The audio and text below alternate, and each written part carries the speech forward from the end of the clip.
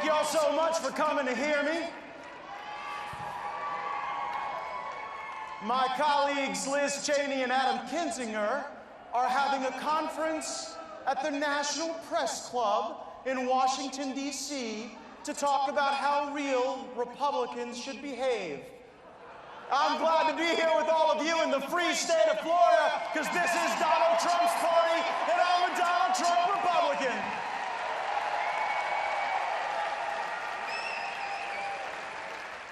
The rent is too damn high.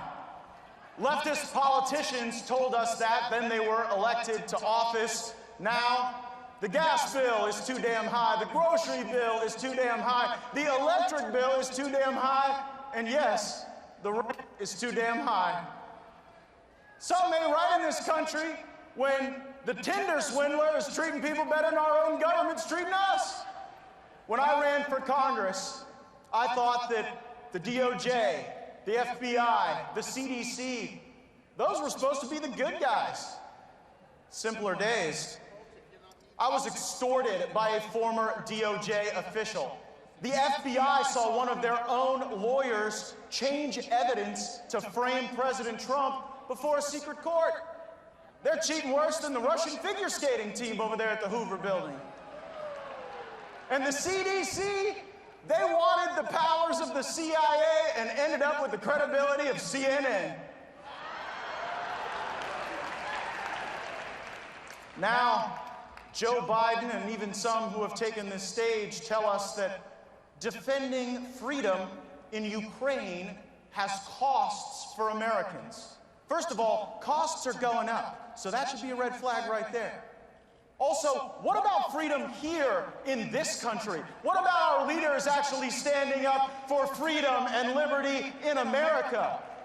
Why should Americans have to pay the costs of freedom elsewhere when our own leaders stand up for our freedom here? And by the way, Washington spent your money and took your freedom away anyway. That's why we have higher costs and fewer choices today. But now you gotta foot the bill for Ukraine? Endure more pain? We still got pain from Afghanistan misadventures that we still have to deal with. I'm not for sending Americans to Ukraine. Except maybe one. If Russia wanted to destabilize Ukraine, Putin didn't need to send tanks. We could have just sent Dr. Fauci. My constituents fear Dr. Fauci more than some modern incarnation of Dr. Strangelove, and it's easy to see why. My parents did nuclear fallout drills in school over missiles that fortunately never arrived. Today, students are drilled to wear masks over a virus that threatens their overall health less than the mask itself. We are retarding social-emotional learning, empathy, and caring. We are raising a generation of little sociopaths who will act more like the Menendez brothers. That's a lot scarier than post-Omicron COVID. Indeed, we should fire Fauci, but the oversight shouldn't stop there. My vision for Republican control of Congress is every committee gets an investigation to run. The Armed Services Committee should be looking into the botched Afghanistan withdrawal. The Energy and Commerce Committee should break up big tech. The Agriculture Committee should stop big food from being consolidated under the power of the Chinese Communist Party. The Intelligence Committee should blow up FISA. The Judiciary Committee should stop the DOJ from targeting political opponents, whether they are parents, whether they are falsely labeled as extremists, or whether they are lawmakers engaged in the oversight of the Department of Justice.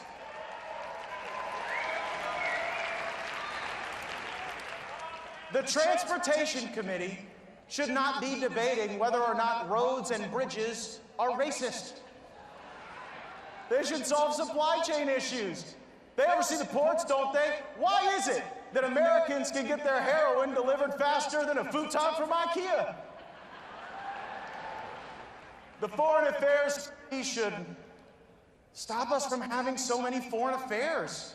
They cost our nation too much in treasure and in the blood of our bravest patriots. We don't have to give other countries money to hate us. They will probably do it for free.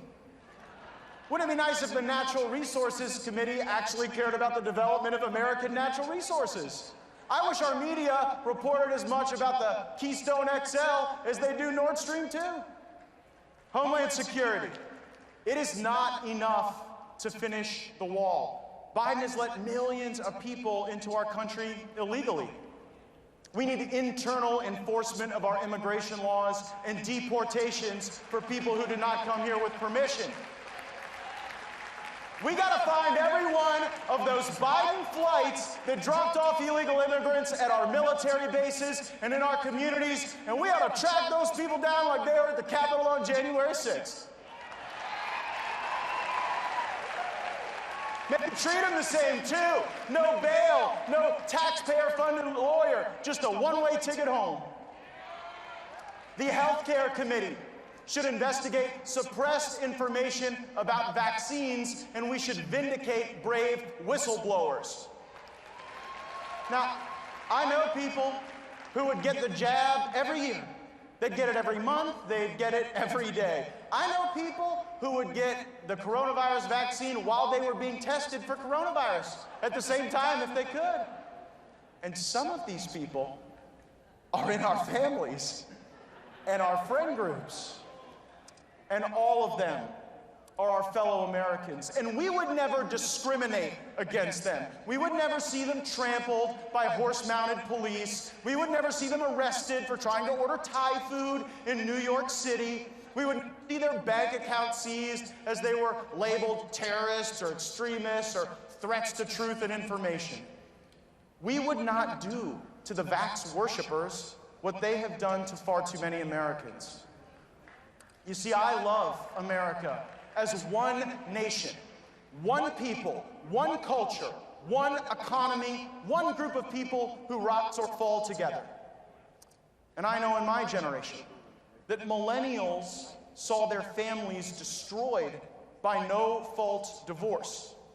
And so let us never tolerate an era of national divorce or medical apartheid. When Obama snookered millennials into believing that his candidacy was somehow an engine to improve the lives of other people, he famously and piously said, "We are the ones we have been waiting for." In 2022, we lack the luxury of battling for Obama's purported utopia for others. We are increasingly embattled. Not for lofty ideals or distant lands, but for ourselves, our schools, our freedoms, our faith, our jobs, our health, and our America. Today, we are not the ones we have been waiting for. We are the ones we are fighting for. CPAC is the place where we decide what conservative movements are about and what they mean. And conservatism in the 80s meant do less, be more modest, slow the pace of change. Well, President Trump threw modesty out the window, and he taught us that doing less was no way to conserve anything. Action, action, action. Imagine a Republican Party that actually went out and won your battles again. So fight for your family, fight for your country, fight for your freedom. This is no time for bystanders. It's pick your fighter time. I'm your Florida man. I'm the only Republican in Congress who doesn't take any donations from lobbyists or special interests or political action committees. I fight for you. I work for you, not them. With our team, the fight rages on, and I hope you'll join me. Go to mattgaetz.com, download the app, vote for Donald Trump in today's straw poll, and let's go!